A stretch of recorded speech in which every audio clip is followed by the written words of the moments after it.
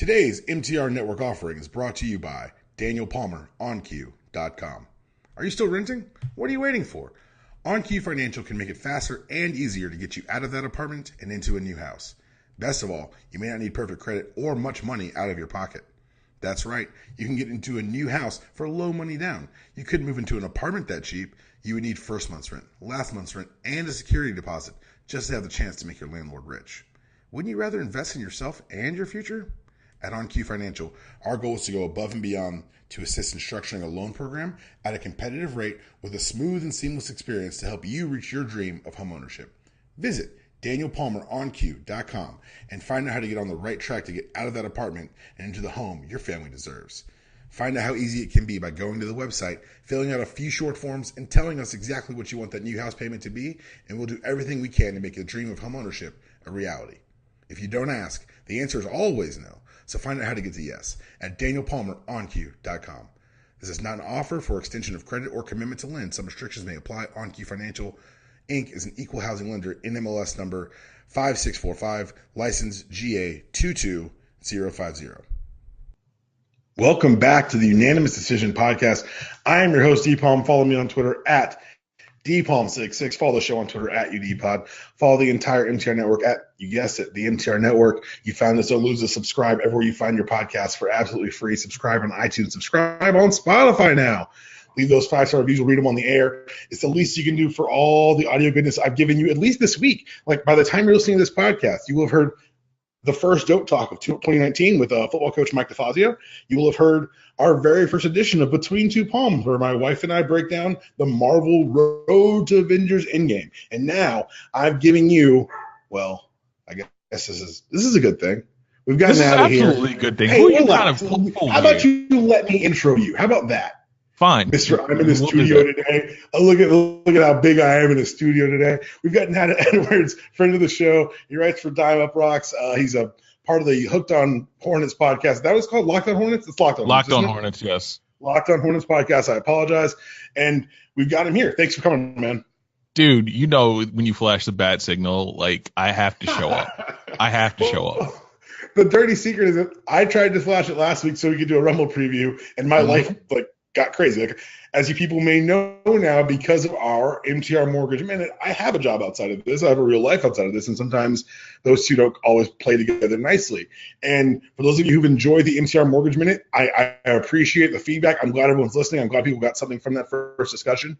The podcast is going to be monthly because I have a full enough plate, but there's enough feedback that we're going to be looking into seeing what else we can do as far as supplementing that. But that show's was not an excellent podcast. Like, Thank you, man. Thank you.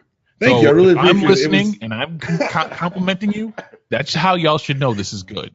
I'll take it. I had my friends who are real estate agents from across the country being like, you and Chris just had the most honest conversation about lending I've heard in probably 10 years. And it's one of those things that, and we're going to get into the sports, I promise, but it's so scary and so foreign to so many people that it's fun for me to make, like, it's not as terrifying as it sounds. No, and it's not as bad as it looks, and it's more accessible than you think. So ask the questions on how to get to yes. All right, enough about my real life. Let's get to my most wonderful fake life, because this past Sunday was the WWE Royal Rumble. And because it's a big 4 pay-per-view, they took up the whole weekend. They had Saturday, had NXT. Sunday had the main show. We'll start on Saturday really quickly. What was your NXT highlight this time? Because guess what, guys? They don't do that many takeovers, so they all seem to be amazing. And this is no different. NXT Phoenix turned out. They did a great job. What was your biggest takeaway from that night? Probably Gargano Ricochet having the best NXT match I've seen since Gargano Ciampa 3. Like, that's how good it was. You know what it reminded me of? It had the emotion of it, but for more than anything, just the ring work was so crisp. It reminded me of Sami Zayn and Neville. Yeah. It was just a beautifully told story, and they did the inverse of it, obviously, with the guys coming to the dark side and winning. But I just thought that it was just such a well-done, well-told story. My biggest takeaway was Bianca Belair is here, y'all. Like, this is not a game. This is not a drill. Bianca Belair is the realest, and oh my God, it's a little terrifying how over she is in my eyes right now. At this point, Bianca Belair is literally, like, there's a part of me that thinks she doesn't need the belt. Like, just bring her up to Yeah. NXT. Just bring her up to SmackDown right now and have her challenge Asuka at Mania. There's part of me that believes that. The other part of me knows that they don't know how to book her because they don't know how to book Sasha Banks either, really, at this point. They're getting closer. So, they're getting closer because we'll talk about Sunday in a second. But she looked like $1 million. It's so amazing how this junior brand, this thing that was, supposed to be a stepping stone to WWE, has turned into this completely different entity. It's not like there's a UK version.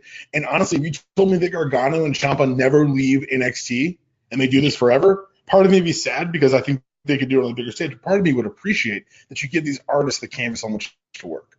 Honestly, I'm the same way. If Gargano and Ciampa never go to the main roster, never go to 205 Live, never do anything of note on the main roster, I'm perfectly fine with it right now because, quite honestly, I like those small indie bands. And if they stay a small indie band that sells 1 million records out of the trunk, then hey, cool. That's the way they go with it. But the way they tell stories, the way they can groom these young kids and going forward, if they happen to be the Crash Davis of Bull Durham fame, then I'm down with it. Get your home run record and skate out of sound. Get your Susan Sarandon while you're at it too. It's so wild to think that they were brought in as two indie solo guys to fill out the original Dusty Tag Classic. Yeah. And now they're unequivocally at the top of the brand. They are the gold standard. Johnny Gargano might be the best big match American wrestler in the world right now. And yeah. Especially since AJ Styles, and we can talk about that later, has started to slightly fall off. I'm going to go ahead and disagree with you on that one, but I know what you're saying. I'm just saying that Gargano has the ability, and I think maybe because he had, again, the takeover schedule is much lighter, he has this ability to make each match feel super important on the big stage, but all of them all feel different. And absolutely, yeah. Like that Gargano Ricochet match. There are just too many pay-per-views in the main roster. Like, I'm not going to ever back off of that. There are just too many for them all to matter. But a competitor like Johnny Gargano, a performer like Johnny Gargano, doing what he did, earning that spot to be in there Sunday, I tip my cap to him and Ciampa for those guys who have been in NXT. I think at this point probably the longest, at least on the men's side. And like if you combine him and Cash, if you combine Cash's Ono's like two tenures, two reigns, then yeah. But it's wild. And Shayna Baszler is a monster. She's amazing. And the fact that she and Ronda and Kurt Angle came from combat sports and to do this, I'm just like, and now there are rumors that Cyborg was at the Performance Center this week. And it's just I saw the picture. So Nunes is just basically a WWE scout. Is that what she is now? Yeah, that's what she is. And the funny thing, and I heard you and Chris talking about this with the UFC stuff, like Dana's going to start feeding these guys to Vince, and Vince is going to be like, you don't know how to make money with them? Well, I got my son-in-law. I know how to make money with them, and we're going to make you look bad doing it too. They made a lot of money off Ronda in just 12 months, and it's been really kind of impressive the way they've done it. Let's go to the Sunday. The Rumble happened. It's not my favorite event. I'm not going to lie. I'm not a Rumble head. But for me, this year was one of my favorite years for the Rumble. The only problem, the entire card, was putting the women in the middle of the card because after Becky wins the Rumble, that crowd is shot. No one after that moment had a shot. Like literally, that was the thing that I didn't understand. I would have put at least the men's Rumble first because we knew that like Seth was winning that. There was no way that was going anywhere other than that. I picked Braun. I thought they were going to go Braun for the poster, but Seth versus, and this is why I think it's going to end up a triple threat because Seth and Brock looks good in the poster. Seth, Brock, and the Demon looks better. Yeah. And so I think that could be where they go with this, but whatever happens, the men's side, it matters a little bit, and it's good. Men's side's going to be great, and I'm glad that they had a variety of performers in the Royal Rumble itself. The Nia Jax spot was weird, but I think I know what they're doing, so I'm going to rock with it for now. That Nia Jax spot was uncomfortable though for me. Her taking that super kick like that was uncomfortable.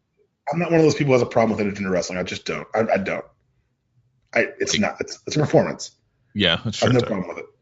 I have no problem with it. I watched Joey Ryan get super kicked by Candice LeRae with tacks in her shoes. They can do it. Like, I mean, you know what? When you put it like that, I might have to agree with you. Watching Candice wrestle Johnny Gargano is one of my favorite YouTube guilty pleasures. Like, I'm sorry, you can tell a different story, and that's what it is. As long as you treat it like the art, you don't make it gross and degrading. You can do these stories, and I think that hopefully they've elevated the women to that point where they can do it because let's be honest, the stars of this weekend were the women on the main card. That Ronda Rousey Sasha Banks match was amazing. That was that boss Sasha character everyone says they want back. Well, she was back. She was vicious. She made Ronda look like $1 million. The other match, Becky and Asuka, like, I'm glad Asuka got the win. I'm glad they're setting this up for something down the line with those two, but those two can go. Those two can absolutely go. Like, the only thing that I had an issue with is that that's your opener. Like, that's the only thing. Like, the match pacing, the match sequencing for that night is completely off. There's no way you don't start that with the men's rumble and then go Asuka, Becky, and then set it up for Becky to come back, obviously, for 28. Like, it's thing interesting because I know we're going to talk now about the men's side. We talked about Seth Rollins winning. Great moment for him. Good for him.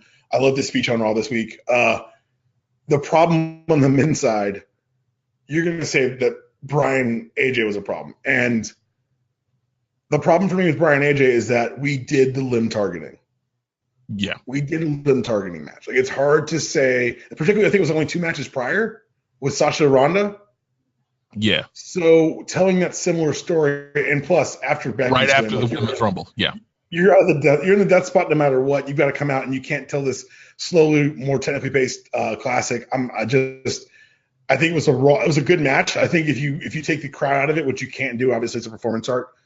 If you remove the crowd in a vacuum, I enjoyed the match. I understand people's criticisms, and if Vince didn't believe in Finn Balor before, I bet he's got a little bit of faith now. Yeah, absolutely. And you know what's really funny about the whole thing about that? Again, we can going back to that AJ. Like, AJ's had a couple of matches where he's been horrible spots. They put him in horrible spots to carry dead crowds because they know that AJ will dig us out, and it's a lot to ask.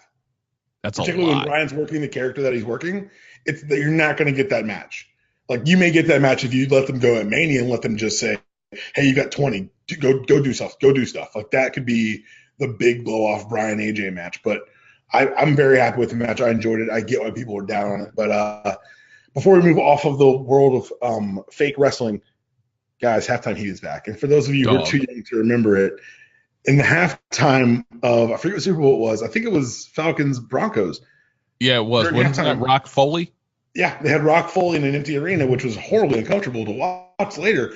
But it was such a cool moment because you could watch the market share shift. And lo and behold, the Super Bowl is trotting out Maroon 5. So if you have any questions of what I'll be doing during halftime, the answer is watching these 6 NXT superstars absolutely burn down my television. And that was the one thing, again, going back to the Rumble and I was disappointed we didn't get to see Dream all week outside of one thing to set up halftime heat. But Dream being in halftime heat, are you kidding me? With Gargano, Ciampa. He may come out in a Patriots jersey. Dog. Like, this is going to be so much fun. It's going to be like bedazzled Patriots jersey. We know that. This is Dream we're talking about. Bedazzled. Set it off. And if you've ever liked wrestling and you have access to WWE Network, don't watch Maroon 5. Watch this instead. Let's go to the NBA. my We're going to talk favorite about two massive stories that have nothing to do with things that are happening on the court right now. First and foremost, now I don't know if you listen to all these podcasts. I'm sure you don't, but I do an NBA preview every year, and I talk about teams that do the over-unders. That's how we view the league, and that's how I lose to my best friend every year.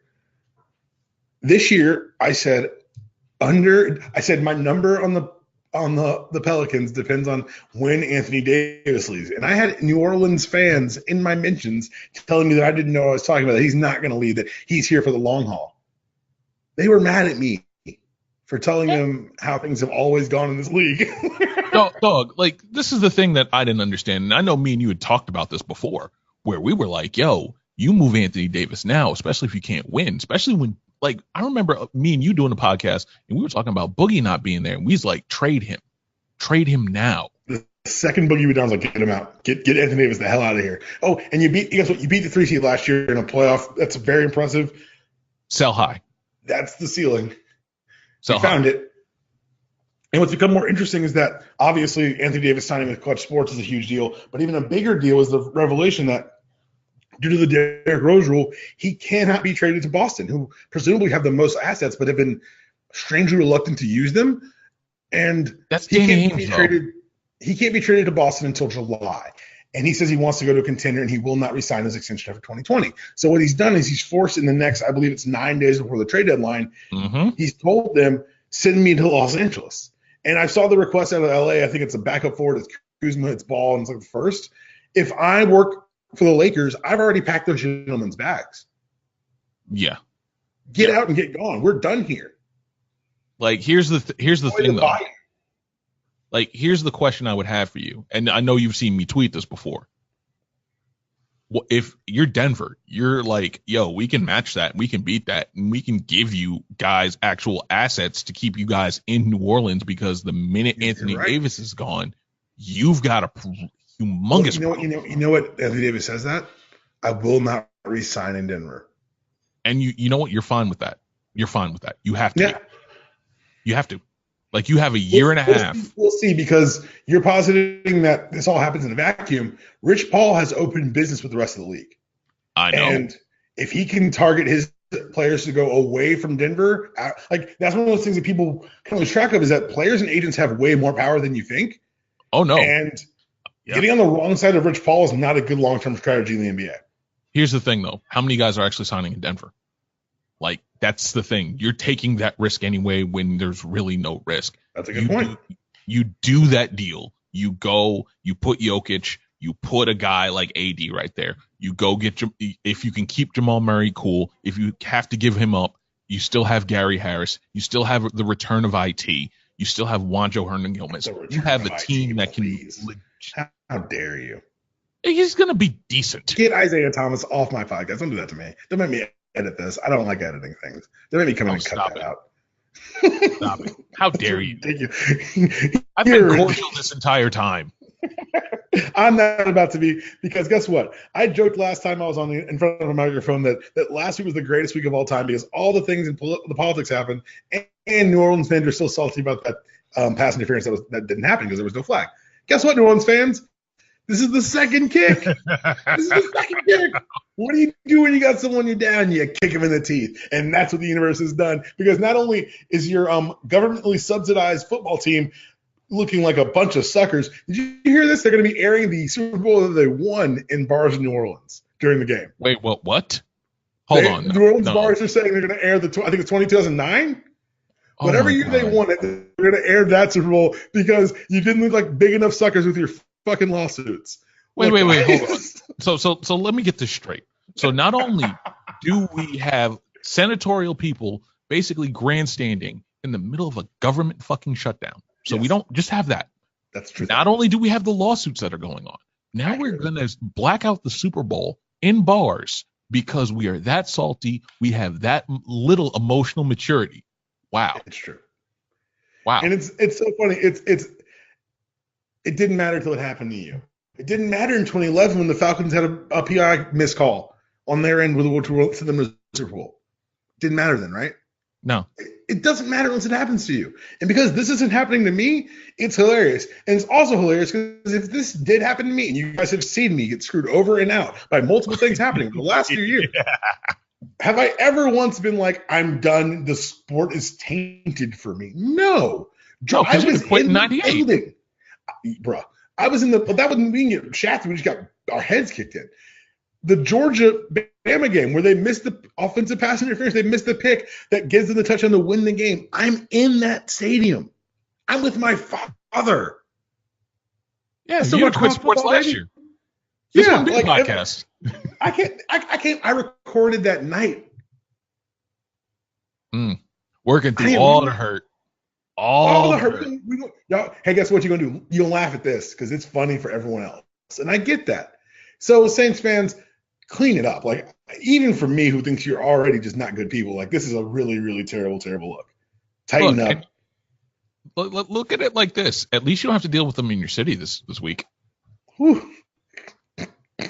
It's so funny. It's so funny. Something else that's funny is the histrionics that are happening in the NBA. People are talking about LeBron wants a new coach. Spoilers, guys. That's how the NBA works. LeBron wants a new coach. Michael Jordan wanted a new coach once upon a time. Magic Johnson went through, I think, 2 coaches. Yep. Paul West said, yeah, this happens. This is what happens, guys. Like, guess what? As a coach, if you don't get along with your star player, it'll cost you your job. Ask David Fizdale. Yeah. like, here's the funny thing about this with LeBron. Like, LeBron initially wanted Spoelstra gone, and you know what happened? Spoelstra got better. Pat Riley stood behind him, and you know what? Pat Riley is like one of the three dudes that can tell LeBron no in this league. He's one of three. The other one is Dwayne Wade. List? No one who works at the Lakers. No, exactly. No one. Not even Magic. And I would think that Magic has that kind of clout. You would think. But no, he doesn't. He doesn't. Magic at this point is because Magic doesn't want Luke there either. The only person in the Luke Walton camp, I think, is Jeannie Buss publicly. Yeah. I, of course, and people who know me know this, I don't like any of the Waltons. I think all the adult males should be shipped to some sort of other planet. Well, Bill is okay. I don't like the Waltons. Oh, Lord. I don't like the Waltons. I try to civilize. I try to bring you finer things, and this is what you do. This is what you do to me. I'm aware of the like kitschy appeal of the Walton. Look, he's kind of stoned sometimes. Like I get it, but again, I don't like it. He's the because if Charles Barkley was on TV being stoned, y'all would call him all sorts of things. I ain't going to do this today. I'm not going to explain. Wait. Charles Barkley being stoned would be funny, actually. I would actually like that. But guess what? Everybody wringing their hand, talking about this dangerous marijuana. No, I don't want to do this today. I'm not doing it. The Waltons don't get a pass for me. And when they fire Luke, I don't want to hear he should have kept his job because guess what? No one deserves anything. No, he shouldn't have kept it. If your best player says you got to go, guess what time it is? Time for you to hit up the LinkedIn. That's true. And also at the same time, I can't wait till Ty Lue is the new coach of the Lakers. Can you? Yo, let's go. Ty Lue can coach this team. Ty Lue went to the finals with this team. He's like, Bron, what you want to do? Again, so Bron, we gonna call 2-3? Okay, 2-3 ISO. Look, you can say that he's a shadow, whatever, he's a puppet, whatever. He got it done. Oh yeah, no, like it'd be arrogant and stupid of him to say, "I got a basketball genius over here. Let's not utilize that resource." Oh no. Like the one thing that Ty Lue is really good at and that people don't talk about is massaging egos, and massaging egos is a big thing in the NBA. So you say that, I call it relationship management, but you're right. It's especially but guess what? Football coach is different. There's 60 guys on the team. There are only 12 guys, and there are only 3 of them you really got to cater to.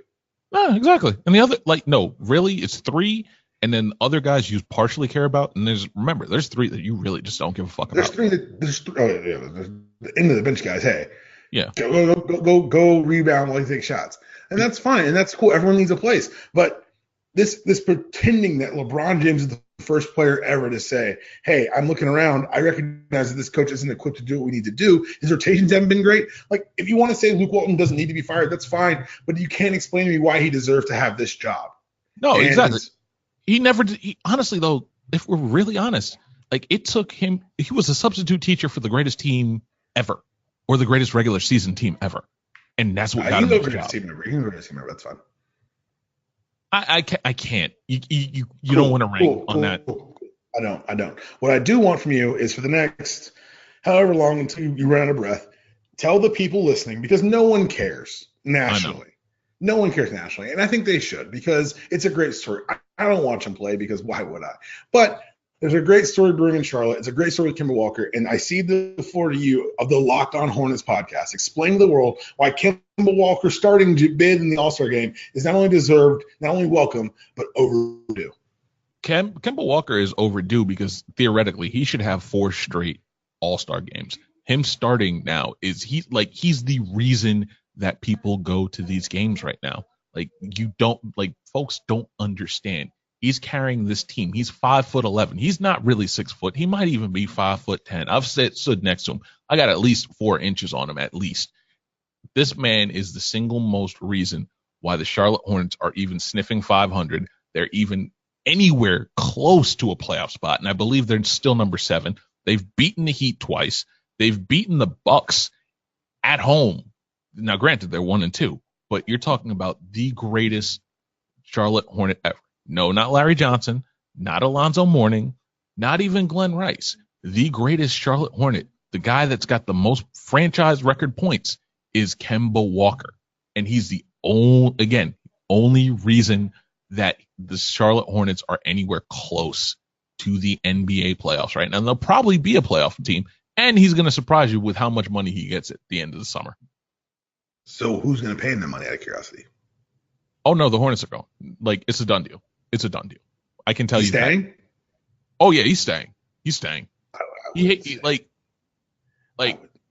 I know you wouldn't stay.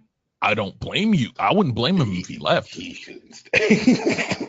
I don't blame him Look, if he and leaves. the only difference between the 80s, obviously it's a different ceiling with the player, but I think the reason he stays is because I think that he knows that this is probably the best situation for him to showcase his talents.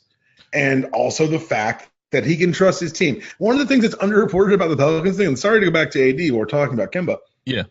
That training staff is a football training staff.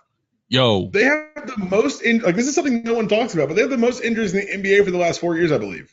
They rush players back. They don't effectively heal them. When Boogie got hurt, you know what he said? Get me out of here because they're going to hurt me worse. Yo, you want to know something funny? And this is a funny stat. So remember how the Bobcats went 7-59 in a way to get Anthony Davis? We ended up getting Michael Kidd-Gilchrist that year instead of Anthony Davis. Do you want to know who's got the better record between the Charlotte franchise and New Orleans? I know I know the Pelicans are 20th in the league in record since drafting Anthony Davis, which is obscene to me. I don't get it. And honestly, for all you New Orleans fans who, but they're taking our team, you're going to hurt the small market. You could have, I don't know, treated your star better. You could have got a real training staff and built a team around him. He's only been there forever. Like literally, you have 7 years. Now, granted, you can throw the first 3 out, but you have 7 years with a superstar. If you can't do anything that last 4, or if you go 2 of 4, or basically 1 of 2 in playoff appearances, look, it is what it is. And it's not a big market, small market thing, because guess what the biggest market in the world is? New York. Name a superstar. I'll wait. Anyway. By the way, Mickey Loomis is still making basketball decisions up there too. We forget about that part. What's interesting is with this is they just completely misplayed their hand because like you said, they had the 7 years to do something to show anyone that you're competent. And that's what a star is looking for at a small market team. The Spurs are not a large market. But guess what? From George Gervin to David Robinson, there's a gap. But the rest of the time, they've had a top 10 player in the league because they've been competent. They held on to Tim Duncan despite his flirtations with Orlando early on. They kept Tim Duncan for his entire career. You know why? Because they were competent. Yeah. If you're competent and you can build a player's trust, they won't leave. Oklahoma City they not only got Paul George, they not only kept Russell Westbrook, they convinced Paul George to stay. Yeah, with a Nas concert. He said he wouldn't resign. They said, come here for a year, we'll see what happens. And he was like, fuck it, I'm home now. With haunted hotels and everything, Oklahoma City. I couldn't believe it either. But he made it happen. He made it work. Let's talk to college football now. To a follow-up to one of my favorite stories of the year. So if you don't know, the Clemson Tigers mollywopped the Alabama Crimson Tide in the NCAA, I don't know what they call it, the final game, the championship game, whatever they want to call it. The playoff ender. I hate this whole situation. Yeah, the playoffs suck. And as proof that the universe is telling you that Saban always wins, the Clemson Tigers were treated to cold and probably spat upon McDonald's in the White House. Now, theroot.com has revealed that they've done some investigation on who didn't go to the White House and said that here's just the stark numbers. In total, 15 of the university's black players listed on the school's official roster attended the White House visit, the vast majority of whom were freshmen or sophomores who had little to no playing time in the season. Only one senior made the trip, and only 6 of the players in attendance were even listed on Clemson's national championship depth chart. There are at least 57 black student athletes on Clemson's official roster, which means 74% of Clemson's black players did not go to the White House.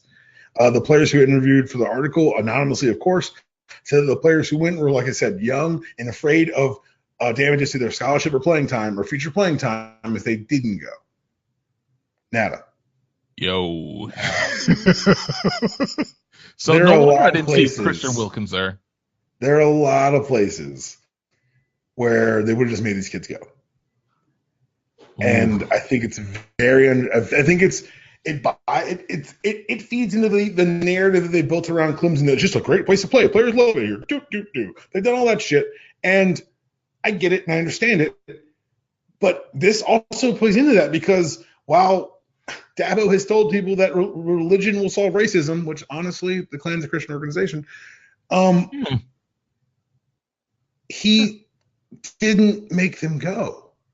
Like I think more than anything, that's what stands out wild to me, because what's interesting is that of the white players on the team, over 75% attended. Including Trevor Lawrence. Like, that was the crazy thing to me. Okay, like, so that's crazy on one hand. On the other hand, he's not just a player not going, he's the quarterback. That's true, too. The same way I say that the Cowboys are a different situation on everything with the NFL, the quarterback is a different situation in everything, in any publicity with football. Definitely. Like, and you make a really good point on that. But the one thing I guess I'm noticing with this is you didn't get Christian, like, none of the defensive stars. Why would they go? They don't have to. That's true, the thing. They don't have to. And that's the first time I tip my cap to Dabo in a very long time, because I think he's ruining college football with how he's paying his assistants. I really do. Yeah. NFL, of course, we're going to talk about the Super Bowl. We're going to preview in a second. There's a story that broke that is close to you and I's heart. The Texans have made a personnel change. The Texans have made a shakeup in their strength and conditioning staff. And to do so, they brought in former linebacker Brian Cushing. You might remember Brian Cushing from Suspended Again, and those aren't my steroids. But now he'll be helping mold the strength and conditioning program and working with the defense of the Houston Texans. Now, aside from the two jokes I already made, would you like to make any jokes at Mr. Cushing's highly inflated defense? I would just say you forgot Clay Matthews Jr.'s roommate. That's all I would say. He's Clay's roommate. Oh my God, you're right. That's on me, guys. I apologize. Like, this whole thing. That one. And we all know the suspicions around Clay Matthews. Look, Clay Matthews and JJ, no big deal. JJ Watt was a walk-on scouting player. Now he's the best defensive player in the world. He keeps tearing groins. It's so weird and not at all suspicious. It's almost like he's on HGH. Not at all suspicious. But that's what got me to Brian Cushing, is that there are guys in the league who basically flaunt the fact that they use performance enhancers. Brian Cushing is just the can't get right of these kids. Like, Brian, use the drugs. That's fine. Stop getting caught, Brian. And then for the Texans to say he got caught so many times he had to retire, let's hire him. Yeah, exactly. Maybe that's a make good on one of the guys you brought in to be kind of the face of your franchise that never really panned out. But it just feels weird to me. And I should nose on your S&C staff, but now I can't unknow that Brian Cushing's on it. Like, literally, that's something I would expect out of Clay Helton. Like, Clay Helton, yo, look, I'm going down. Let me go get a famous alumni, and let me get him to be my S&C. Let me go get Brian Cush. Cush, we gonna get these kids right? Like, I would expect that out of Clay Helton. He didn't even do that. If Brian Cushing, under some sort of agreement, is not allowed to work with children, I would not be shocked. It's true too. I saw Hard Knocks. That was mean, but totally worth it. All right, well, we're here. It's here. It's arrived. The traffic already sucks. Oh, man. Atlanta's hosting a Super Bowl.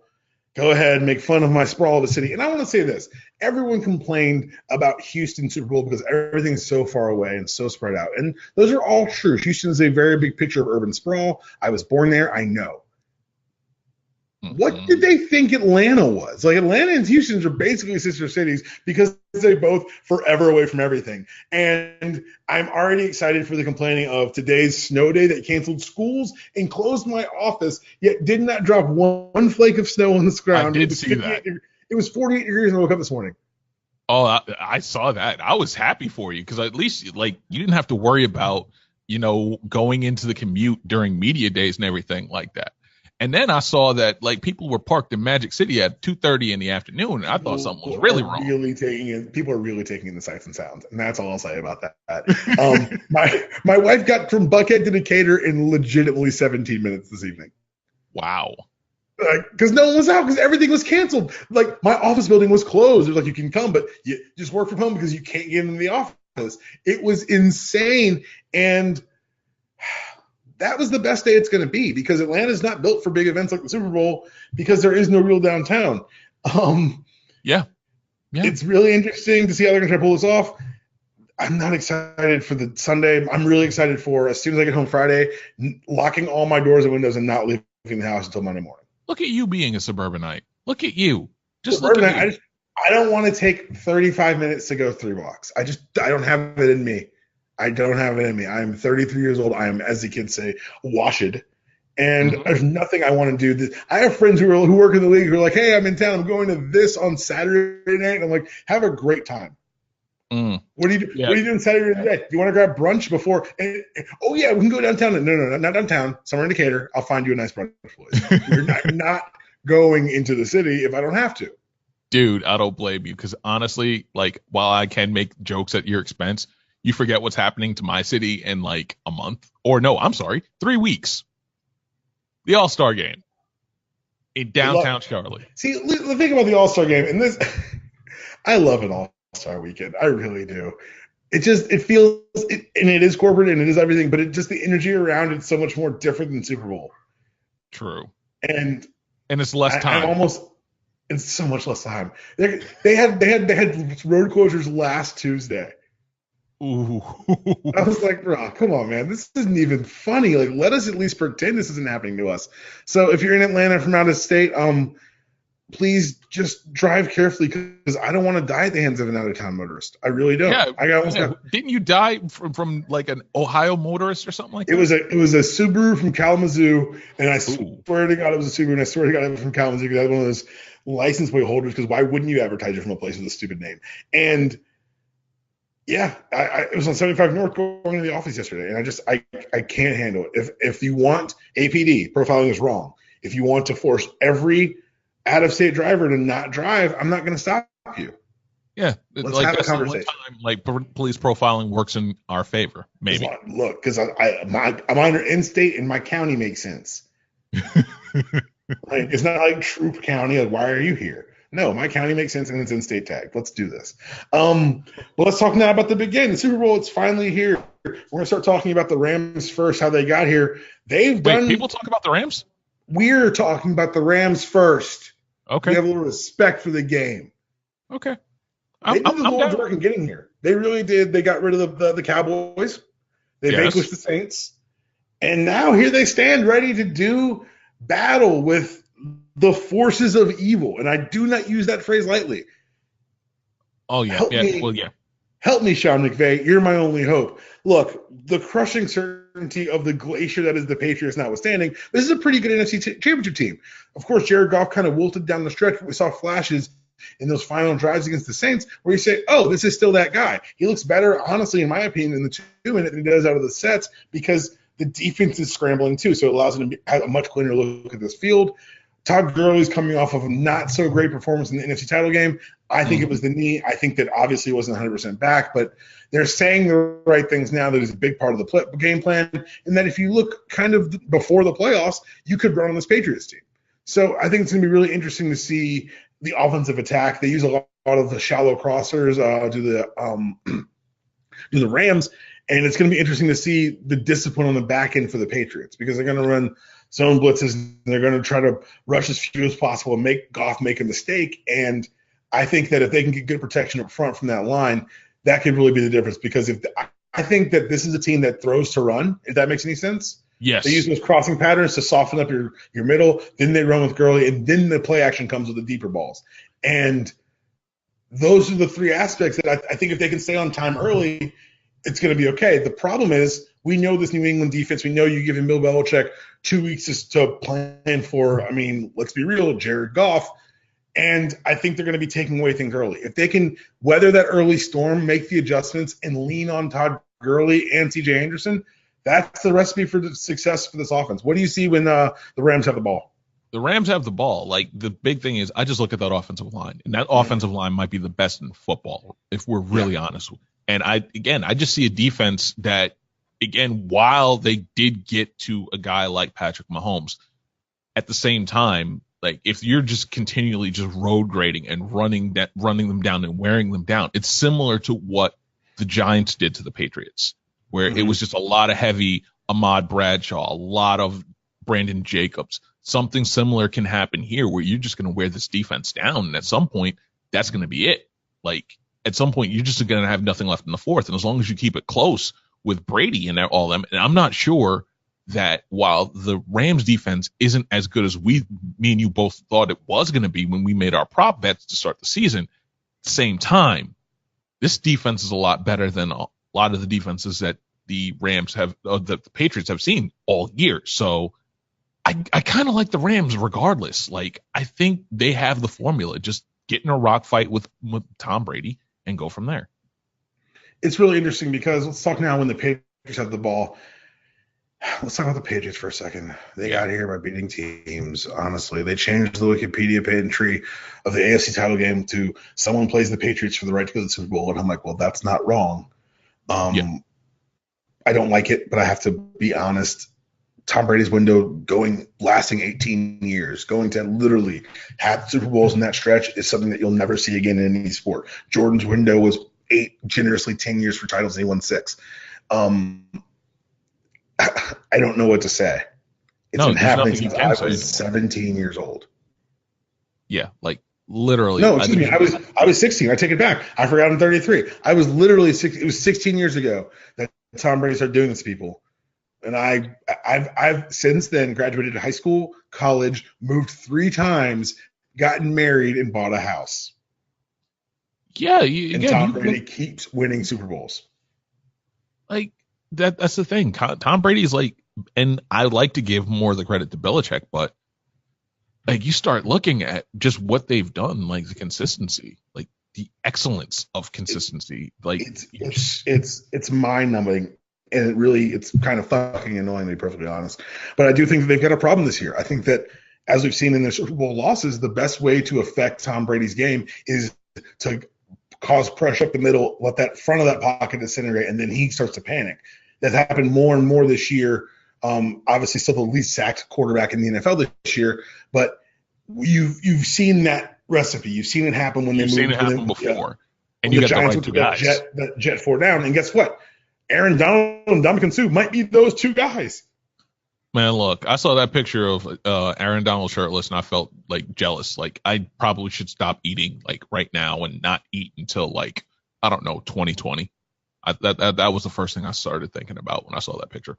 Like I should just stop eating altogether. You know what? Tom Brady's always on the picture. He just started screaming at his linemen like, "You can't let these men touch me. You can't let them get near me, or they're going to ruin this game for me." And what I think is interesting about this playoff run for the Patriots has been the emergence of Sony Michel, who's kind of phased in and out of the game plan during the season. But once they got to the playoffs, once it got to grind it out time, it was feed Sony, feed the Bulldog. And, now we mentioned the Bulldog. Mm-hmm. What? He's not a dog? Dan Andrews, also a damn good dog, starting center. Damn good dogs. 2 of them on that offense. Again, you got Gurley. Again, we didn't get nearly as much to talk about Gurley as we did Sony Michel right here. I see what you're doing. I talked about Todd. My love for Todd is well documented on assorted number of different podcasts. I see what you're doing. You are hedging. You are hedging. No, first of all, I've said this. No matter what team wins, someone who's brought me a lot of joy in my life and won me a fair amount of money is going to be very happy. So I will be happy for Todd. I will be happy for Sony and David. Like I will be happy for those individual players no matter what happens in this game. That nothing will change that.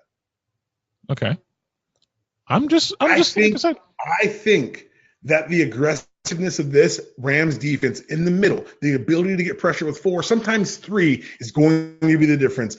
I do believe that if this game were played 99 times out of 100, the Rams would win. Unfortunately, they only play it once, and I will not bet against Tom Brady. Look, I will let you hedge with your dogs because you win no matter what. I'm not hedging. What are you? I just made a pick. I know, and I enjoyed that. I enjoyed doing that just to get that little bit of reaction. I enjoyed that just a little. I am going with the Rams because you know what, this dynasty has to end sometime.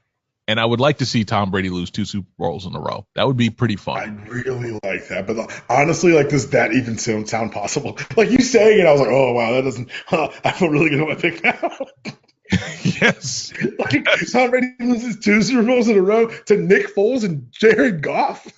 Well, technically, he's lost 2 to Eli Manning. So yeah, they weren't in a row. True, but he still lost them. No one's denying it. I'm just saying he's not in a row. But so you pick the Rams. I'm picking the Pats. Do you want to? What's the line? I think it's 3.5 right now, or 3 still. Is it Pats -3 still? I believe. Yeah, I'll take the 3. Do you want to? What should we put? Should we put a week-long Avatar bet? Man, no. You know what? Actually, yeah. Might as well. Come on. Might as well. Might as well. All I will right, let you there pick we my go. avatar for a week. If the Patriots win, this is good. Obviously, we have some veto power because we both have real lives and no jobs. But Yeah, exactly. this will be fun. We're not gonna. Also, I think that we're grown up enough not to do something stupid. So I'm good with this. One avatar bet is up. But the most fun I have during the Super Bowl is casually losing money, and the way I like to do it is by going to the prop bets. The prop bets are my favorite bets in the world. I gamble every year. I gamble on the coin toss. One year I wasn't in Atlanta to be with my friends. I got a text in a Cash App for $5 from one of my buddies to bet on the coin toss. I won that bet, and it was awesome. We'll start with some serious. It's so much fun. 105 obviously for the heads or tails. Let's do some serious props first. Super Bowl MVP notables plus 125 for Tom Brady, plus 250 for Jared Goff, plus 1,000, kind of a steal for Todd Gurley, plus 1,200 for Sony Michel. Plus 1,800 for Aaron Donald, which honestly, I think if the Rams win it, it's because of Aaron Donald. What's C.J. Anderson's number? Because I would love 1,600. to know that. 1,600. I might put it on C.J. Anderson, no lie. Really? Okay. C.J. Anderson. I see that. I could see that, yeah. He could definitely do it. And the thing is, if the Rams win, it could be a host of people on that offense, but I think if the Rams win, it's going to be because Aaron Donald blacked out for an hour. Well, yeah, I could see that. Which is totally on the board. Who will that's not a real one. How many plays will Tony Romo correctly predict during the game? The over-under's at 7.5. Oh, that's an easy over. Bang the over on that. Really? Bang the over. Bang the over. Over half an interception for Tom Brady. I'm taking the over there. Yeah, I'm taking the over. Yeah, I'm taking the pass rush. Absolutely.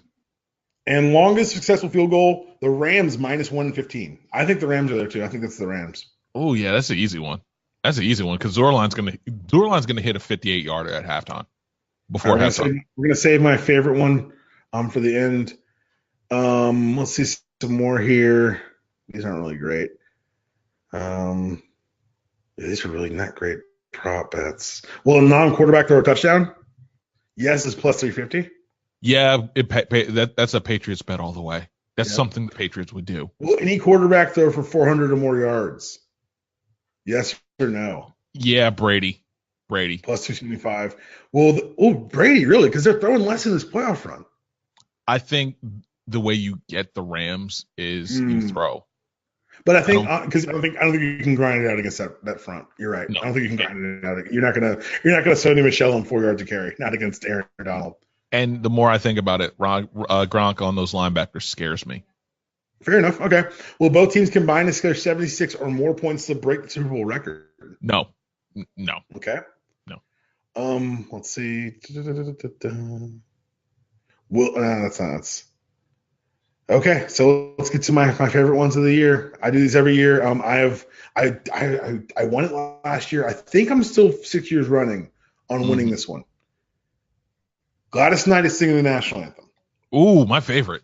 Oh, this is my favorite. The over-under is $1.47. For those of you who are new to the game, that's a long anthem. That's a big number. Ooh. And I'm banging the over. I'm banging the over That's tempting. You read about. I'm taking the over. Gladys Knight is not here to just walk you through the anthem. Okay, so here are things you got to take into account for you when you bet the anthem. This is I won the one on the opera singer a couple years ago because everyone thought opera should go long. It was an outdoor Super Bowl and it was cold weather, so she went short. No. This is indoors. I do not know if the top will be closed or not. It shouldn't matter. So climate control, so elements not a factor. Gladys Knight is not here for your games. She's not here to kind of sing his national anthem. She is on national stage. Everyone's going to be watching. She's going to take her time with this anthem. I would take the over at 150, honestly. The only question I have is the Atlanta Tax Board going to be there? Because that may speed her up. Because, again, we all know about Gladys Knight. That's super rude to talk about Gladys that way. That was really mean. That's – wow. And lastly – someone's going to bomb my mentions for that one. I really hope they do, honestly. It's at Nata the Scribe on Twitter. Will anyone take a knee? Ooh. No. My answer is we won't know because if they do, there's no fucking way it makes TV. Yeah, especially on CBS. No. There is no. I hope all the Rams take a knee guess what? It'll just be Shots and Gladys and the Patriots. He's like, wait, did the Rams come out for the anthem? Exactly. It's CBS. You'll never see it. None of the Patriots are. None of the Patriots are. I can tell you that right now. Easy money on the Pats. That, man, thank you for coming on. Thank you for previewing this with us. Everyone, take your time. Go listen to everything on the UD Pod feed this week. Listen to Dope Talk. Listen to Between Two Palms. And then listen to this again. Give us that replay vote, that replay listen before the big game. We play it during the game so I can get another listen out of that. Do your part. Help the podcast. Leave those 5-star reviews. Nata, do you have anything to say to the people on the way out? I would just say look out for Cherokee Park's feature to come out at least within the next couple of weeks, and a couple other things out of Dime. I'll be doing all-star coverage, and that's basically it.